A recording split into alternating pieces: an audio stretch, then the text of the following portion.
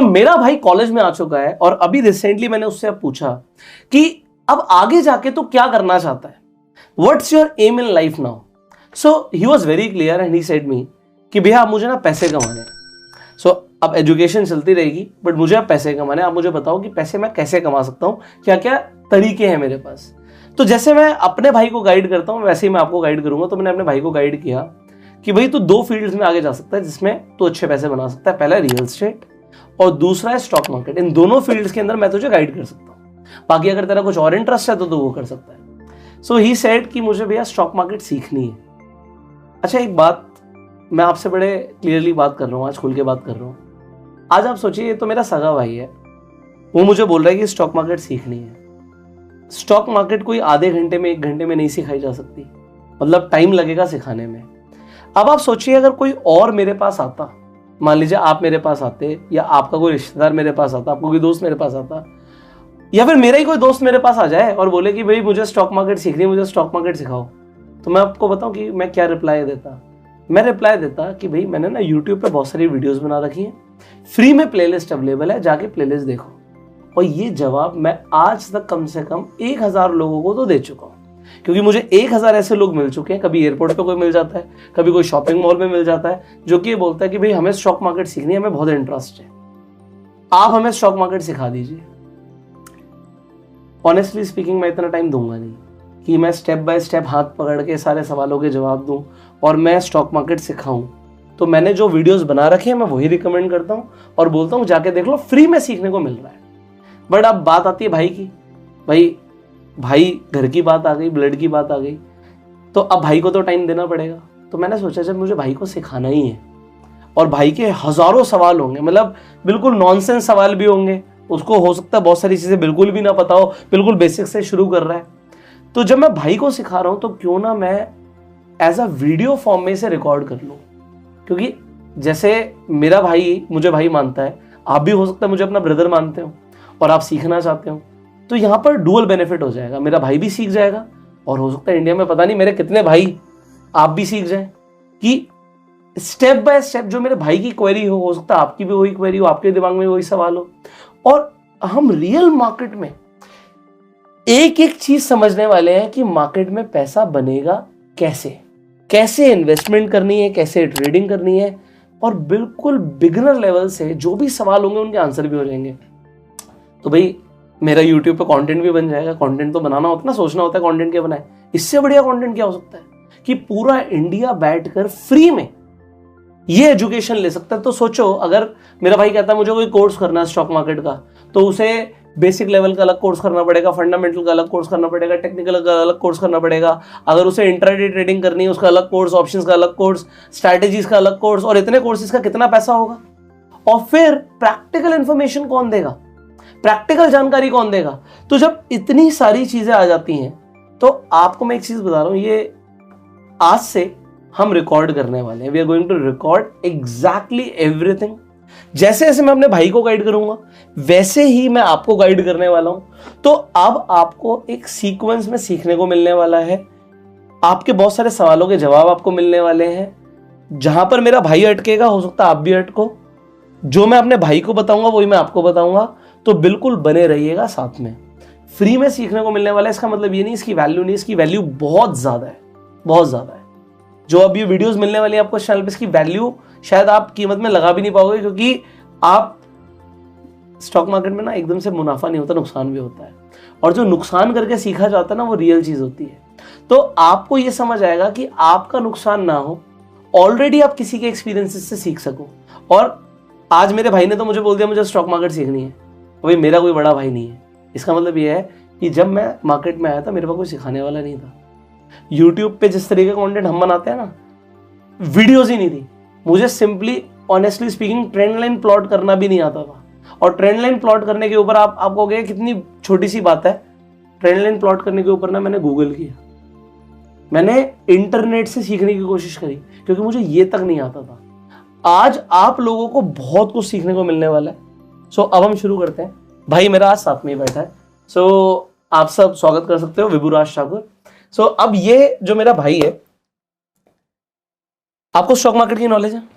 नहीं, मैं कुछ बेसिक सवाल पूछता हूँ तो आपको पता लग जाएगा। पी रेशियो क्या होता है?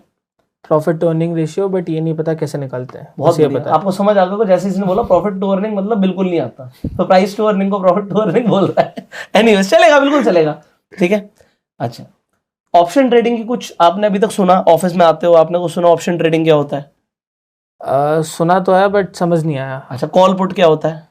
कॉल मतलब कि हम खरीद रहे हैं, पुट मतलब बेच रहे हैं। अच्छा, ये भी आपको समझ आ गया होगा, किसे कुछ नहीं आता। अच्छा, कॉल, मैंने बोला अगर हम कॉल और पुट दोनों को खरीद रहे हैं इसका मतलब क्या होगा? कि बहुत बड़ा मूव आने वाला है, फिर कुछ पता लगेगा कि कहाँ से, अगर मार्केट ज़्यादा जा रही है नीचे जा रही है, फिर पता लगेगा कुछ। चलो, very good very good, you understand. I have a right guy ना, I have a right candidate. तो अभी हमें सबको समझना है। चलो अब हम आपकी बात करते हैं, अब हम बिल्कुल बेसिक से शुरू करते हैं, ठीक है। अब आपके पास आज पैसे हैं, मान लेते हैं आपके पास पैसे आ गए, आपने कमाए, पापा से लिए, कैसे भी करके, now you have money. Although इसके पास डीमेट अकाउंट है, इसके डीमेट अकाउंट भी खोलेंगे हम, इसके डीमेट अकाउंट में इन्वेस्टमेंट भी है, और मैं आपको ये भी बता दूं आपके डीमेट अकाउंट में प्रॉफिट भी चल रहा है, ठीक है, इन्वेस्टिंग का प्रॉफिट। वो क्यों चल रहा है, कैसे चल रहा है, भाई है साथ में तो चलेगा प्रॉफिट। तो हम एग्जैक्टली इसका भी डीमेट अकाउंट खोलेंगे, और जो भी करेंगे इसके खुद के डीमेट अकाउंट में करेंगे। मतलब हम कुछ खरीदेंगे रियल मनी से खरीदेंगे, ट्रेड करेंगे रियल मनी से ट्रेड करेंगे, सब कुछ करेंगे रियल में। तो आज मार्केट बंद है, देख सकते हैं। आज हम 20 तारीख को बैठा हूं आराम से, मंडे वाले दिन मार्केट बंद है क्योंकि महाराष्ट्र में चल रहे हैं इलेक्शंस, बट कल से मार्केट खुलेगी और हम रियल मार्केट में सारी चीजें रियल मार्केट में करने वाले हैं। बहुत मजा आएगा, तो लाइव सीखने को मिलेगा। अब मेरे कुछ सवाल है। Now you have money example, मैं किसी भी कंट्री में जाता हूं ना, अभी मैं रिसेंटली बाली गया तो वहां पर मेरे पास ड्राइवर था। मैं किसी भी कंट्री में जाता हूं तो मैं लोगों से एक सवाल जरूर पूछता हूं, क्या आप स्टॉक मार्केट में इन्वेस्टमेंट करते हो? ठीक है। मैं ये क्यों पूछता हूं, क्योंकि आप अपने पैसे का करते क्या हो ये मैं जानना चाहता हूं।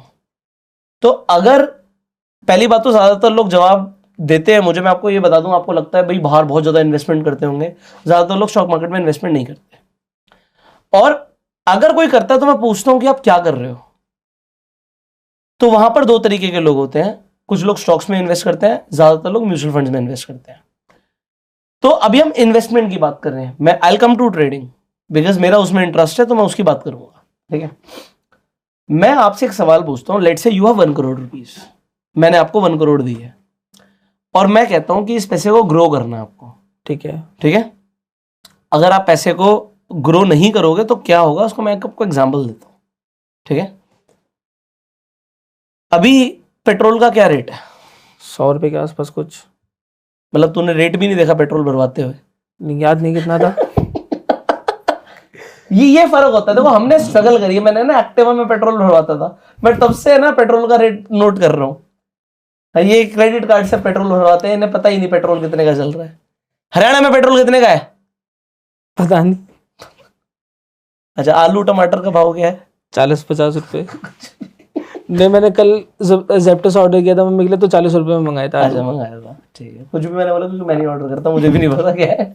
तो अभी मैंने कल ही गाड़ी में पेट्रोल भरवाया, आपकी गाड़ी में पेट्रोल भरवाया है, तो आपकी गाड़ी लेके गया था मैं।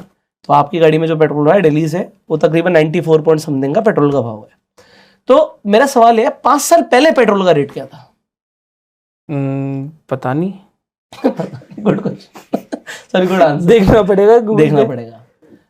अच्छा, ये कंफर्म है सस्ता होगा 94 से? हाँ, ये तो है, सस्ता होगा। हाँ, अभी बढ़ गया? अभी बढ़ गया। ठीक है। एप्पल का क्या भाव होगा, 1 kg एप्पल का? 100 रुपये। कौन सी सदी में जी रहे हो? 100 रुपये का कहाँ मिलता है एप्पल? कभी खरीदा? नहीं खरीदा, तो मम्मी को पता होगा प्रोबेबली। तो एप्पल होगा कम से कम 250-300 रुपये किलो। डिपेंड करता है ना, आप इम्पोर्टेड मंगा रहे हो। नहीं, आप नॉर्मल भी ले लो, 100 रुपये तो बहुत ही मुश्किल मिलेगा। कश्मीर में मिल जाए, कश्मीर का उगा हुआ है, शिमला में मिल जाए तो एक अलग बात है। अदरवाइज मान लेते हैं 200 रुपये का था, मान लेते हैं। अभी एग्जैक्ट मैं आपको एग्जांपल क्या देना चाहता हूँ उससे मैं समझाना चाहता हूँ, ठीक है। सो अल्टीमेटली एक ऑब्जर्वेशन है कि पेट्रोल का दाम जो हमने रिसेंटली ऑब्जर्वेशन करी है, पिछले 5 साल का एक अलग पैरामीटर है, बट उससे हर 5 साल पहले तक पेट्रोल का प्राइस हर 5 साल में डबल हो रहा था। मतलब पेट्रोल का प्राइस डबल हो रहा है, ठीक है। लोगों की पॉकेट पे इफेक्ट आएगा, ठीक है। पेट्रोल का एग्जाम्पल इसलिए हम ज्यादा लेते हैं क्योंकि हर ट्रांसपोर्टेशन में पेट्रोल एंड डीजल यूज होता है। तो अगर किसी एक स्टेट से दूसरी स्टेट में आम जा रहा है, सेब जा रहा है, कुछ भी जा रहा है और वो ट्रक से जा रहा है तो उसकी ट्रांसपोर्टेशन कॉस्ट बढ़ेगी, जिसका इफेक्ट कॉमोडिटी के प्राइसेस पर आएगा।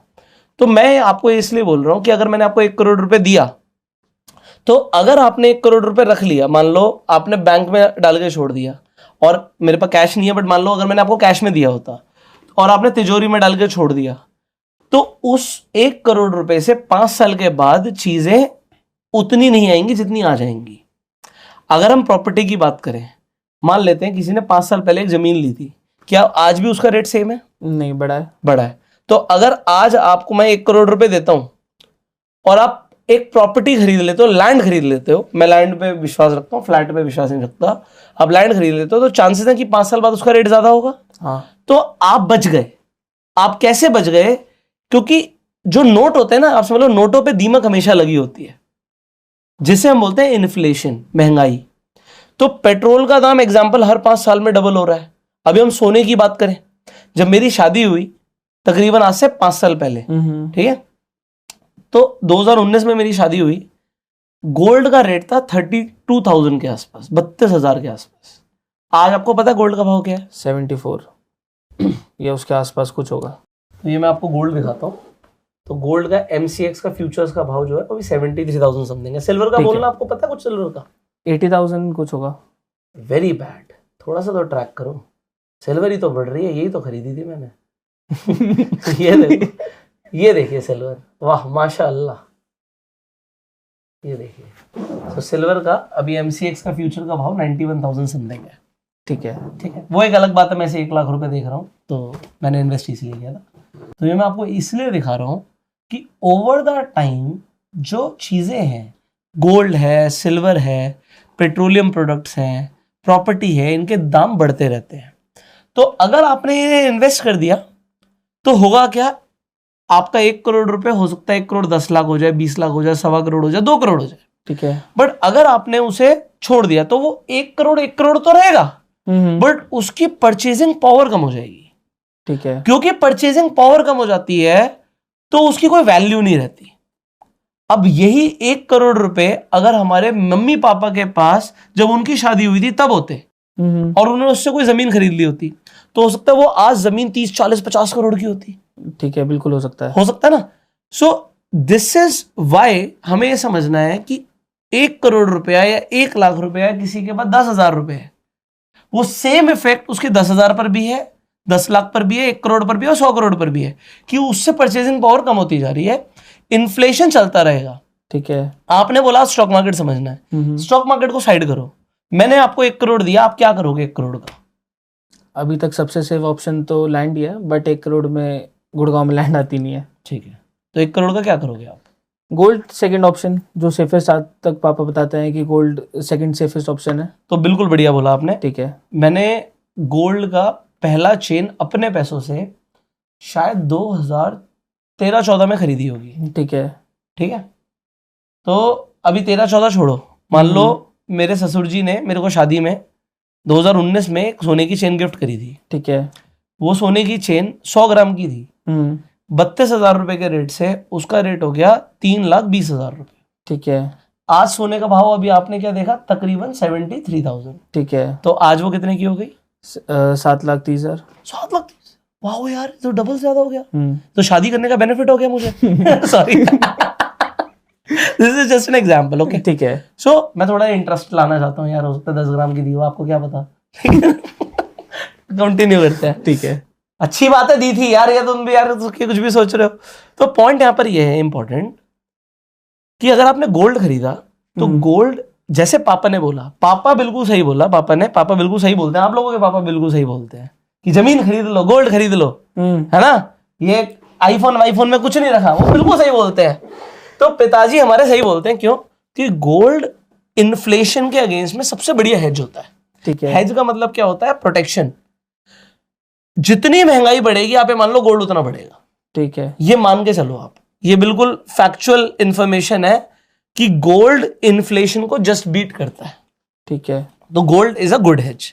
तो अगर आपने 1 करोड़ रुपए मैंने आपको आज दिए और आपने जाके गोल्ड खरीद लिया, मेरा एक सवाल है, आप गोल्ड कैसे खरीदोगे? आप क्या ज्वेलर के पास जाओगे और बोलोगे गोल्ड दे दो मुझे? मेरा क्वेश्चन है, how will you buy gold? मतलब वही ठीक है, अपने हाथ में भी रहेगा, वरना डिजिटल भी है बहुत सारे ऑप्शन। अच्छा, सो मैं आप लोगों को ना, मेरे को फर्क नहीं पड़ता साला 1 घंटा लगे, 1.5 घंटा लगे, 2 घंटे लगे, आप ना वीडियोस लंबी होंगी, क्योंकि मैं ना एक एक चीज की क्लैरिटी के साथ बात करूंगा, ठीक है? सो आपने बोला आप ज्वेलर से जाके गोल्ड खरीदोगे और आपके पास फिजिकल में है, डिजिटल भी है, ठीक है।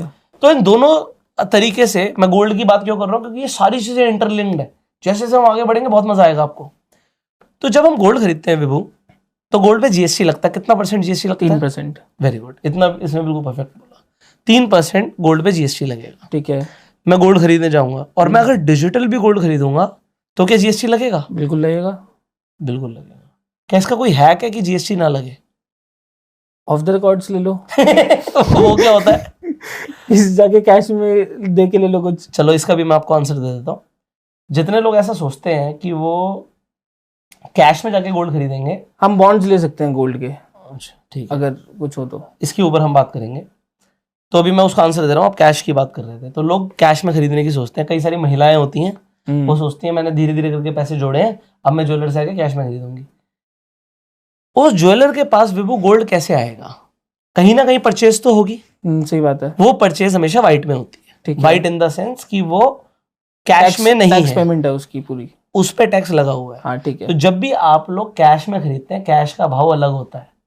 और आपको मेरी बात पे विश्वास नहीं है, आपके आसपास कोई भी ज्वेलर हो, ये एमसीएक्स का भाव देख लो और अपने ज्वेलर के पास जाओ और उसे बोलो मुझे गोल्ड चाहिए, आप कैश का रेट पूछिएगा। कैश में इंडिया में बिकता है गोल्ड, कोई डाउट नहीं है। हमेशा कैश का रेट एमसीएक्स के रेट से ऊपर होगा और वो 3% उसमें एडजस्टेड होगा। तो कैश का रेट पहले ही महंगा है, ऐसा नहीं है कि, बट जिन लोगों के पास ब्लैक मनी है वो लोग कहते हैं कोई बात नहीं भैया कैश में खरीद लो, और ईंटें घर में लगवा लेते हैं। वो आप टीवी में देखते हैं ना, तो इनकम टैक्स वाले निकालते हैं। तो यहां तक आपने सही बोला कि गोल्ड खरीद लेते हैं, और पॉइंट यहां पर यह है कि अगर आप गोल्ड ऑनलाइन खरीदते हैं या फिर ऑफलाइन खरीदते हैं, और जो आपने कैश वाला पॉइंट बोला, तो उसके अंदर भी पॉइंट यह है कि वो एडजस्टेड होगा 3%, तो वो महंगा ही मिलेगा। ठीक है। तीसरी चीज क्या होती है, आपने बॉन्ड्स की बात बोली थी, तो एक सॉवरेन गोल्ड बॉन्ड्स होते हैं, वो भी खरीदे जा सकते हैं, बट उसमें लॉक इन पीरियड होता है, आप बीच में बेच नहीं सकते। ठीक है। ठीक है, बट उसमें एक फायदा ये होता है, लॉक इन के ऊपर, गोल्ड के ऊपर भी वो कुछ इंटरेस्ट देते हैं, तो वो भी हम समझेंगे, वो हो गए गोल्ड बॉन्ड्स। ठीक है। मैं ईटीएफ प्रेफर करता हूँ। ईटीएफ क्या होते हैं वो भी मैं आपको बताऊंगा। तो जैसे मैं गोल्ड ईटीएफ या गोल्ड बीज लिख देता हूँ, तो मैंने जैसे गोल्ड ईटीएफ लिखा, कैश में लिखते हैं, तो यहाँ पे गोल्ड ईटीएफ आ गया। तो ये गोल्ड ईटीएफ अभी सिर्फ 73 रुपीज का है, और आपने देखा गोल्ड 73,000 का है। तो बेसिकली उसी तरीके से चलता है, जैसे जैसे गोल्ड का रेट बढ़ेगा, गोल्ड ईटीएफ का भी रेट बढ़ता चला जाए। ठीक है। इस पे जीएसटी नहीं लगता। अच्छा, इस पे जीएसटी नहीं लगता। अच्छा, गोल्ड ईटीएफ या गोल्ड बीज खरीदना आज से कुछ साल पहले थोड़ा महंगा था, उसमें एक्सपेंस रेशियो था। अब ये क्या होता है आपको बिल्कुल नहीं पता होगा। सो ये सब अभी हम समझेंगे, ठीक है? तो ये भी एक तरीका होता है गोल्ड खरीदने का। तो आपके पास जितने पैसे हैं, आप 73 के मल्टीपल्स में उतने पैसे के हिसाब से खरीद सकते हो। आपने समझ लो गोल्ड ही खरीद लिया। ठीक है। जैसे गोल्ड का भाव बढ़ेगा, इसका भी भाव बढ़ेगा, गोल्ड का भाव गिरेगा, इसका भी भाव गिरेगा। ठीक है। बट इसमें जीएसटी नहीं लगता। ठीक है, यहां तक समझ आ गया? आ गया। ओके। अब आपने पहली चीज बोली कि मैं गोल्ड खरीद लूंगा, और मैंने बोला गोल्ड आपका इन्फ्लेशन को बीट कर देगा। ठीक है। और क्या ऑप्शन है आपके पास? फिर हमें ज्यादा रिटर्न चाहिए। मैं आपको ये बता रहा हूँ कि गोल्ड लगभग आप मान लो ये भी हर 5-6 साल में डबल हो जाएगा। ठीक है। ठीक है, सॉरी नहीं होगा, 6 साल में भी डबल नहीं होगा, 12% का रिटर्न नहीं देता। अब ये मैंने कैसे निकाला, दिमाग में एकदम से कैसे निकाला, मैं बताता हूँ। तो there is a rule of 72, मैं आपको यहाँ पर समझाता हूँ। ठीक है, so there is a rule of 72 which says जितना रेट ऑफ इंटरेस्ट मुझे मेरी इन्वेस्टमेंट पर आएगा, मान लो आप एफडी में पैसा लगाओगे, ठीक है, आप बैंक में जाके एफडी भी तो करा सकते हो। हाँ, और बैंक आपको 6% की फिक्स्ड एश्योरिटी देता है। ठीक है, कि 6% तो आपका हर साल पैसा बढ़ेगा ही बढ़ेगा। तो आपका 12 साल में पैसा बढ़ेगा। ठीक है, 12 साल लग जाएंगे पैसा डबल होने में। सो ये डबलिंग का रूल होता है। अगर आपको 12% मिल जाता है तो फिर 6 साल लगेंगे पैसा डबल होने में। ठीक है। अब 12% कैसे मिलेगा, that's the question. And can we get more than 12%, that's another question. ठीक तो है। यहाँ पे 2 क्वेश्चन आते हैं। आप आपने बोला भाई लैंड तो आएगी नहीं 1 करोड़ में, हाँ नहीं है ना, है। उसे साइड कर देते हैं। ठीक है खेत लेने का फायदा भी है नहीं, अभी हम खेत की बात कर सकते हैं, एग्रीकल्चर लैंड, ठीक है। ठीक है। वो भी आप कर सकते हो, ऐसा नहीं कर सकते, देयर आर अपॉर्चुनिटीज। तो real estate investing is a different domain and stock market investing is a different domain. ठीक है। ठीक है, I tell you the best वे।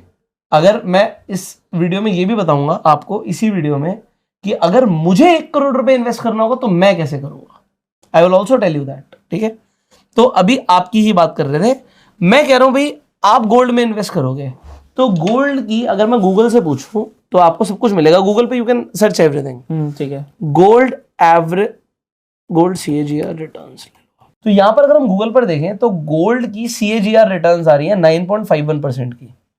अब ये CAGR क्या होता है? रिटर्न ही है। अगर आपने मेरे से नहीं पूछा तो इसका मतलब है फिर मैं आपसे पूछने वाला हूं। ठीक है। ठीक है, ये मतलब आपके लिए भी पॉइंट है। CAGR का मतलब होता है कंपाउंड एनुअल ग्रोथ रेट।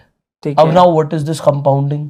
मतलब इंटरेस्ट के ऊपर interest. Very good, this is fine. Interest के ऊपर इंटरेस्ट, मतलब अगर चीज का दाम 10% बढ़ा तो अगले साल उसी पॉइंट से 10% और बढ़ेगा। ठीक है, तो पहले अगर मेरे पास 1 करोड़ था, 1 करोड़ पे 10% बन गया तो 1 करोड़ 10 लाख हो गए। अब 1 करोड़ 10 लाख का क्या हुआ अगले साल? अगर वो भी 10% से बढ़ा तो फिर वो 10 लाख नहीं आएगा, वो 11 लाख आएगा। ठीक है। आप समझे? तो ये होता है CAGR। ओके, ये बहुत इंपॉर्टेंट चीज है कि मेरे पैसा बढ़ा और उस पर कितना बढ़ा, है ना, ये इंपॉर्टेंट है। क्योंकि वैसे तो फिर वो बहुत ज्यादा बढ़ जाएगा, वो बहुत ज्यादा कैसे होगा ये मैं आपको दिखाने वाला हूं। तो अगर हम यही ले लेते हैं, अब ये कितने साल का डेटा है? ये 23 साल का डेटा है। ठीक है। 23 साल में 9.51%। तो अगर मैंने आपको ये पैसा सन 2000 में दिया होता, मेरे पास भी नहीं था तो तो मैं यहां पर आ जाता हूं।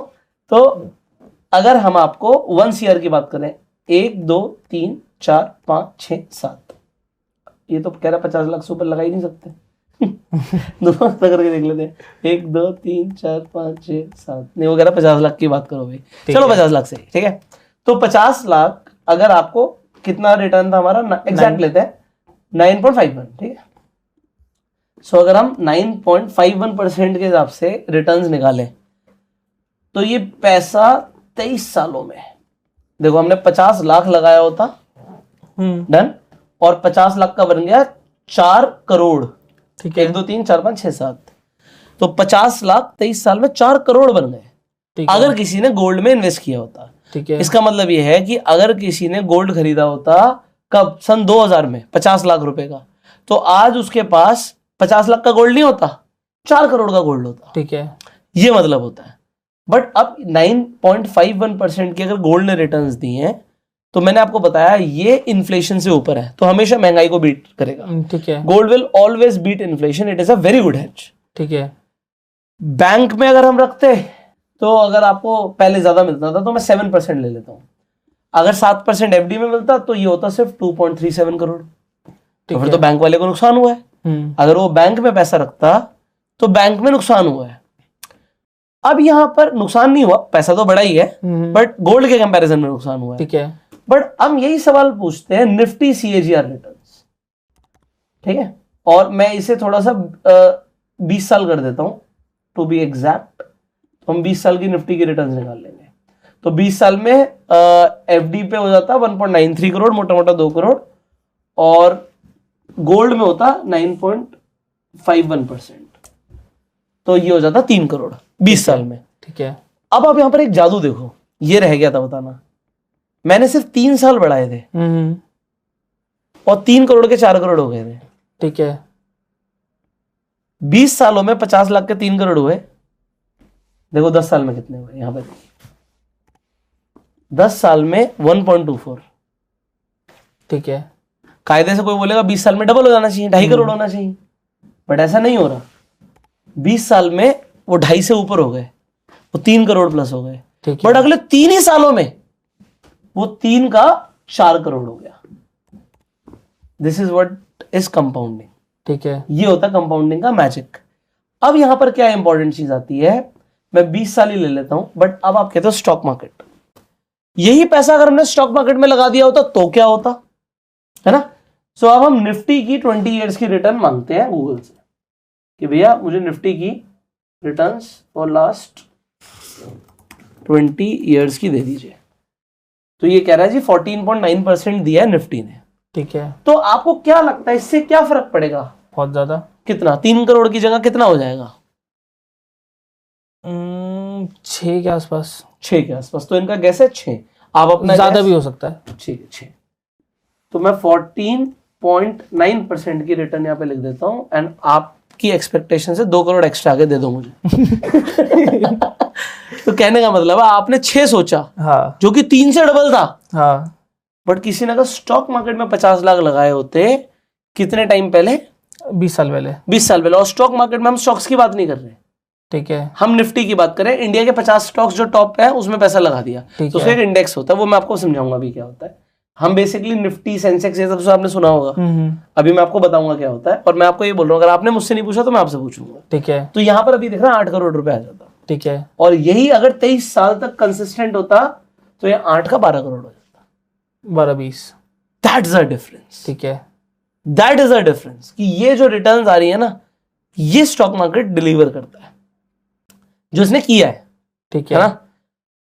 अब हमारा सवाल है, मैंने बोला था आप मुझसे नहीं पूछोगे तो मैं आपसे पूछूंगा, ये होता क्या भाई निफ्टी 50? 50 मतलब निफ्टी इंडिया की टॉप कंपनीज हैं, उसका इंडेक्स बनाया हुआ, जैसे सेंसेक्स है उसमें भी इंडिया की टॉप कंपनीज हैं। अच्छा, सेंसेक्स में कितनी कंपनी है टॉप? 30। ठीक। निफ्टी में कितनी है? 50। ठीक है। कैसे निकाली है 50 कंपनियां टॉप की? कैसे पता लगा? जिनकी मतलब मेरे हिसाब से अदानी टॉप पर है।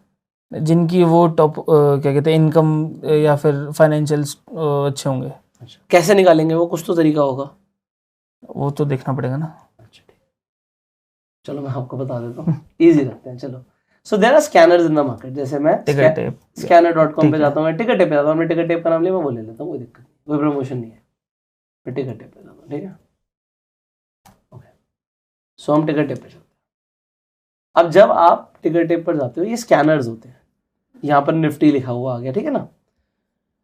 आप निफ्टी को स्टडी करना चाहते हो, ठीक है, तो निफ्टी के कॉन्स्टिट्यूएंट्स यहाँ पर दिख जाएंगे आपको कि निफ्टी में कौन सी कंपनीज आती हैं। तो निफ्टी में जैसे अदानी एंटरप्राइज मैंने बोला, Asian paints, axis bank, Bajaj Finserv, ये सब कंपनियां निफ्टी 50 के अंदर टॉप 50 कंपनियां ये हैं। ठीक है। ओके, बट ये यहाँ पर क्यों है? यही क्यों है?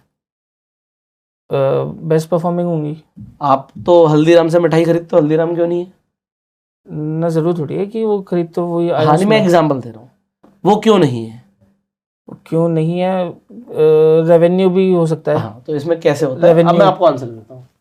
सो मैं ऐसे एशियन पेंट्स पे जाता। ठीक है। तो यहाँ पर मैं आपको दिखाता हूँ। इनफैक्ट कई लोग सिंपल स्क्रीनर यूज करते हैं। तो जैसे मैंने एशियन पेंट्स यहाँ पे खोला है, अब there is something called market capitalisation. ठीक है। तो इंडिया की जो टॉप 50 कंपनियां होंगी जिनका मार्केट कैपिटलाइजेशन सबसे ज्यादा होगा, ठीक है। बट कहां पर? वो लिस्टेड होनी चाहिए। ठीक है। कहां पर लिस्टेड है? एनएसई पर लिस्टेड है। ठीक है। अब एनएसई क्या होता है? National stock exchange. ठीक है, ये क्या होता है? जहाँ पर कंपनीज लिस्ट होती हैं। Very good. तो इंडिया में टॉप 2 एक्सचेंजेस तो कई सारे हैं। बीएससी और एनएससी। बीएससी कौन सा है? Bombay stock exchange. पुराना कौन सा है? Bombay stock exchange. Very good. और ज्यादा कंपनीज भी उसी पे लिस्टेड। हाँ, ठीक है। ठीक है, बट जब हम निफ्टी की बात करते हैं, निफ्टी इंडेक्स एनएसई का है। ठीक है। और सेंसेक्स बीएसई का है। ठीक है। तो एनएसई पर जो टॉप 50 कंपनियां होंगी जिनका मार्केट कैप सबसे ज्यादा होगा, ठीक है। ठीक है, उनसे मिलकर बनेगा निफ्टी 50। ठीक है। Point number 1। और बीएससी की जो टॉप 50 कंपनियां होंगी जिनका मार्केट कैप सबसे ऊपर होगा, उनसे मिलकर बनेगा सेंसेक्स। अब यहां पर 2 सवाल है, ठीक है।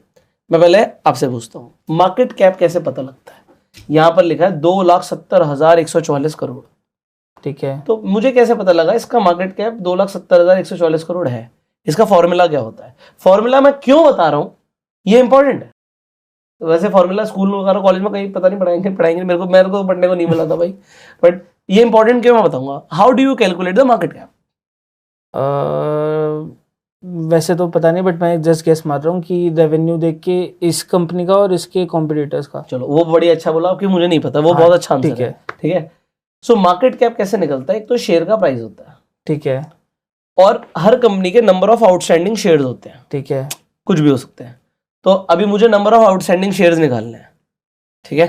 तो सिंपल मैथमेटिक्स से जो हम 6 क्लास से पढ़ते हुए आ रहे हैं, अभी मुझे मार्केट कैप पता है, या तो मेरे को नंबर ऑफ यस, सो अभी 2,70,144 करोड़ है, तो आगे करोड़ जीरो आ जाएंगे, divide by 2816, so 95 crore outstanding shares हैं, ठीक है, इस कंपनी के।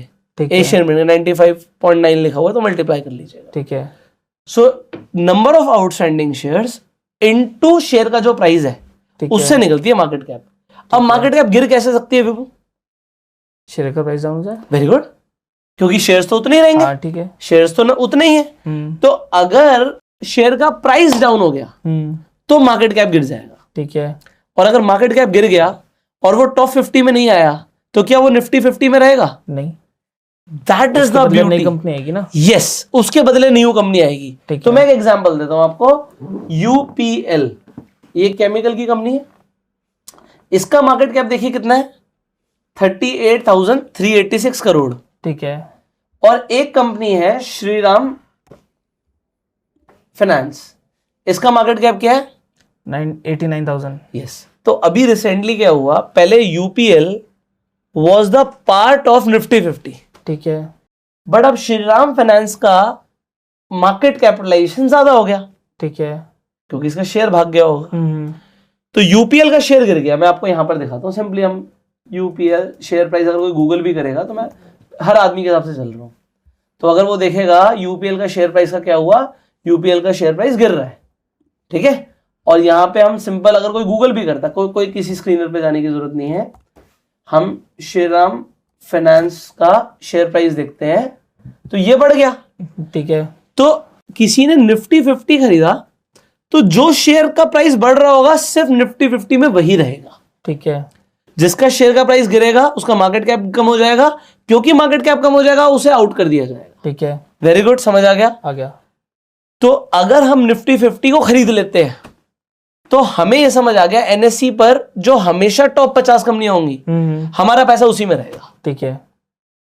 अगर कोई कंपनी परफॉर्म नहीं करेगी, उसका शेयर गिर जाएगा, तो वो बाहर हो जाएगी और उसकी जगह दूसरी कंपनी ले लेगी, क्योंकि हमने कई बार सुना, अरे उसमें शेयर में पैसा लगाया था डूब गया पैसा, तो किसी का एक शेयर में पैसा डूब सकता है, बिल्कुल डूब सकता है। जैसे कि मैं आपको एग्जांपल देता हूं, आपने येस बैंक का नाम सुना है?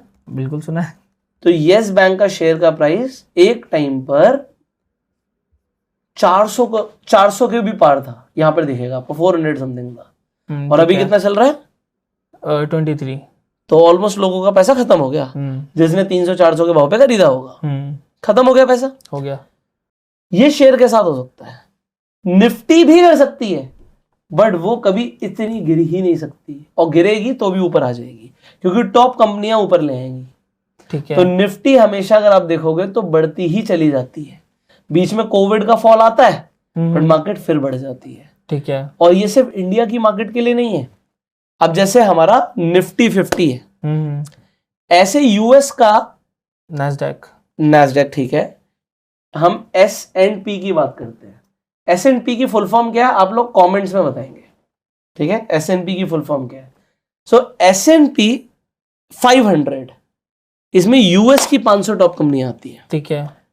और S&P 500 का भी इंडेक्स देखेंगे तो ऐसा ही भागता हुआ दिखेगा, ठीक है। तो जर्नली इंडेक्सेस ऊपर जाते हैं लॉन्ग टर्म, क्योंकि इसमें हमेशा टॉप परफॉर्मिंग कंपनियां रहती हैं। आपने भी नैस्डैक की बात करी, तो नैस्डैक 100, नैस्डैक क्या है? एक इंडेक्स भी है, और नैस्डैक जो है एक एक्सचेंज भी है, ठीक है। जैसे एनएससी ही एक्सचेंज होता है, और एनएससी आपका निफ्टी की जगह एनएससी नाम होता, तो ये मैं आपको बता दूं, Nasdaq is exchange also, and Nasdaq is also an index.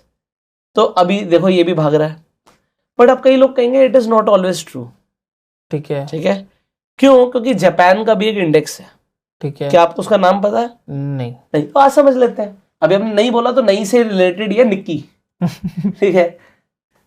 तो मेरी प्रोनाउंसिएशन गलत हो सकती है, बट आप ये देखिए ये काफी टाइम तक नहीं बढ़ा था, ठीक है। बट अभी देखिए अगर हम लॉन्ग टर्म की बात करें, लॉन्ग टर्म में बाजार ऊपर जाता है, ठीक है। जो लोग बोलते हैं ना बहुत टाइम तक नहीं बढ़ा था, उनसे मेरा एक सवाल है, आप मुझे बताइए, क्या उस टाइम पे अगर किसी ने होल्ड किया होता क्या उसे डिविडेंड मिलते हैं?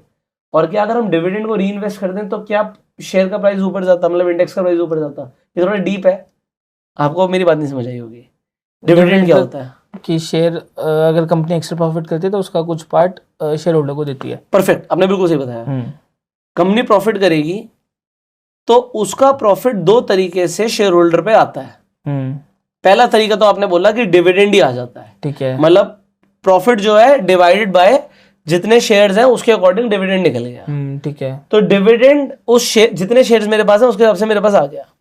ओके, दूसरा क्या तरीका होता है जिससे शेयर होल्डर का प्रॉफिट हो सकता है? शेयर प्राइस बढ़ जाएगा। परफेक्ट, शेयर का प्राइस ही बढ़ गया, हाँ, है ना? तो अगर उसने डिविडेंड नहीं दिया, जैसे कुछ कंपनियां होती हैं वो कहती हैं भैया डिविडेंड में क्यों दूं, तुम्हें तो पैसा बढ़ाने नहीं आता, जैसे कि गूगल। ठीक है, तो गूगल का शेयर किस नाम से लिस्टेड है? अल्फाबेट। वेरी गुड, यहां तक तो काफी ना। तो अल्फाबेट का शेयर प्राइस देखेंगे तो वो भी रॉकेट है, भाग रहा है।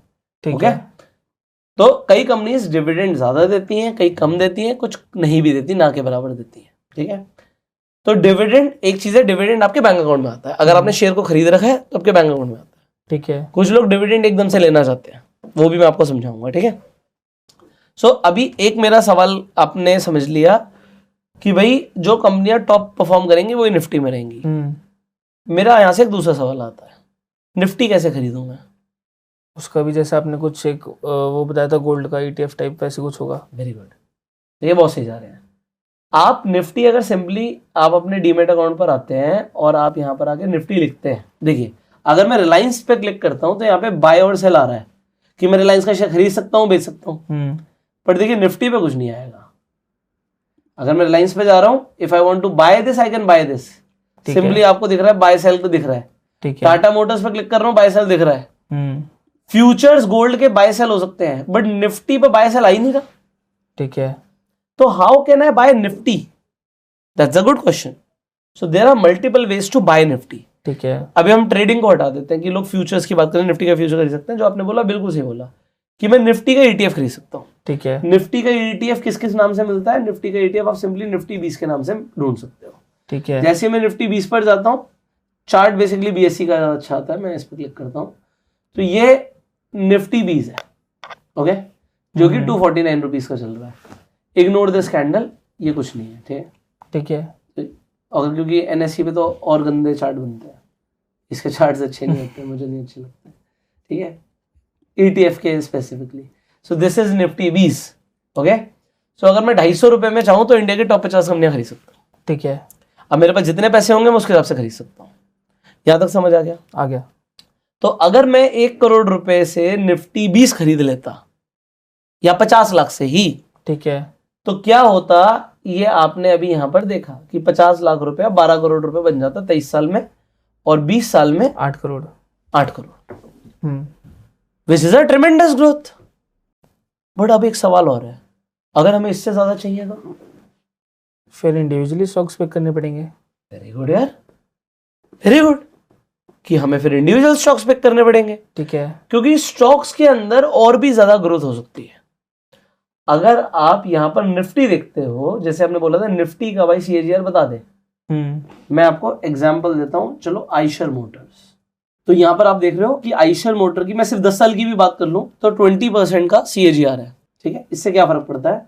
अगर आप निफ्टी का देखोगे भाई 10 साल का, तो वो मोटा मोटा 11% का है। तो अभी मैं यहां पर आपको सिर्फ ये दिखा रहा हूं कि अगर ये 11% 10 सालों के लिए कंपाउंड होगा, ठीक है, तो 50 लाख के 1.41 करोड़ बन जाएंगे। ठीक है, बट अगर ये 20% होगा तो ये 3 करोड़ बन जाएंगे। ठीक है, तो individual stocks can give you more returns, but they are risky also, कि अगर वो नहीं चले तो क्या होगा। तो अगर कोई नया इन्वेस्टर है, आज की इस वीडियो के टेक अवेज क्या है कि अगर आपको पैसा लगाना है, आपके पास 1 करोड़ है, अगर आपने कहीं भी इन्वेस्ट नहीं किया तो भाई फिर तो उस पैसे पे आपको इन्फ्लेशन लग जाएगी, महंगाई आ जाएगी और उससे उसकी वैल्यू डिप्रिशिएट हो जाएगी। ठीक है, तो उसे इन्वेस्ट करना जरूरी है। इधर आप रियल एस्टेट में इन्वेस्ट कर सकते हो, गोल्ड में इन्वेस्ट कर सकते हो, FD में इन्वेस्ट कर सकते हो, उनके सब हमने प्रोज एंड कॉन्स समझे। या फिर आप स्टॉक मार्केट को चूज कर सकते हो। स्टॉक मार्केट में सिंपली हमने निफ्टी 50 को समझा, या फिर आप निफ्टी 50 में पैसा लगा दो, वो सेफ है। पैसिव इन्वेस्टमेंट बोलते हैं इसे, इंडेक्स इन्वेस्टमेंट को पैसिव इन्वेस्टमेंट बोलते हैं। और उसके तरीके हैं ईटीएफ, म्यूचुअल फंड्स, ये तरीके हैं कि जिसके थ्रू आप निफ्टी 50 में पैसा लगा सकते हो। अभी हम म्यूचुअल फंड अलग से समझेंगे डिटेल में, ठीक है। या फिर आप सिंपली क्या कर सकते थे, इंडिविजुअल स्टॉक्स पिक करते और उसमें मान लो आप 10-10 लाख रुपए 10 स्टॉक्स में लगा देते, ठीक है। तो कुछ स्टॉक्स ने रिटर्न ज्यादा दी होती, तो हो सकता है आप निफ्टी से भी ज्यादा रिटर्न ले आते। बट हम सिलेक्ट कैसे करें? अगर हमने गलत स्टॉक सिलेक्ट कर लिया, येस बैंक जैसा स्टॉक सिलेक्ट कर लिया, वोडाफोन आइडिया जैसा स्टॉक सिलेक्ट कर लिया, तो हमारी तो वेल्थ डिटोरिएट भी हो सकती है, नुकसान हो सकता है, ठीक है। तो how to select good stocks? Financials देखे कि रेवेन्यू बढ़ रहा है, एसेट बढ़ रहे हैं, लायबिलिटीज कम हो रही है। Very good. उसे कैसे देखेंगे? पॉइंट नंबर 1, स्कैनर जैसा आपने दिखाया, स्कैनर है जैसे। जो हम फाइनेंशियल देखते हैं, इसकी स्टडी को बोलते हैं फंडामेंटल एनालिसिस, ठीक है। अब यहाँ पर भी 2 चीजें आ जाती हैं। मैंने देखा एक फंडामेंटली अच्छा स्टॉक है और मैंने उसमें पैसा लगा दिया, ठीक है। अब मैं इन्वेस्ट करके बैठा हुआ हूँ, ठीक है। कई लोग कहते हैं यार 1 साल 2 साल 3 साल में वो बड़ी ग्रोथ दे दे और जल्दी, ठीक है।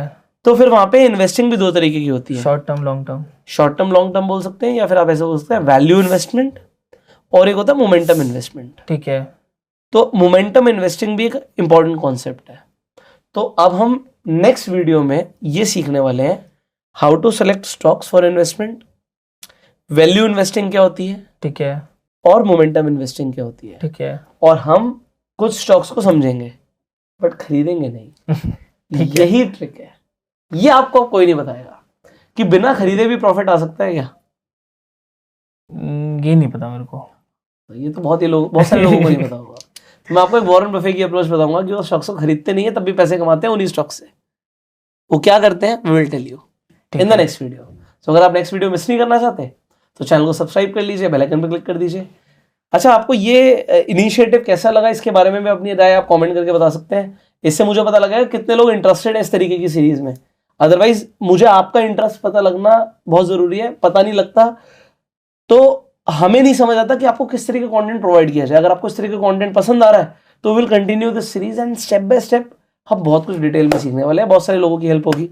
एंड आप शेयर कीजिएगा इस वीडियो को, जिससे अवेयरनेस फैले कि इस तरीके की सीरीज फ्री में अवेलेबल है, जिसमें लोग स्टॉक मार्केट को बिना कोई खर्चा करे आप अपना टाइम लगा के फ्री में सीख सकते हैं और बहुत मजा आने वाला है। मैं आपको जेन्युइनली बता सकता हूँ, थोड़ी लंबी वीडियोस है, डिटेल में है, और क्योंकि क्वेश्चन आंसर्स है तो आपके भी आंसर हो रहे होंगे क्वेश्चन जो आपके दिमाग में है। बाकी आपके क्वेश्चंस हैं अगर तो आप कमेंट्स में पूछिएगा, हम आने वाली वीडियोस में उनका आंसर देने की कोशिश करेंगे। और आप इंडिया की कौन सी सिटी से हमें देख रहे हैं आप कमेंट करके बताइएगा। इंडिया के बाहर से देख रहे हैं तो अपने कंट्री का नाम लिख सकते हैं। We will see you in the next video, till that time you can like this video, subscribe this channel, see you very soon, you go self made and Jai Hind. जय हिंद।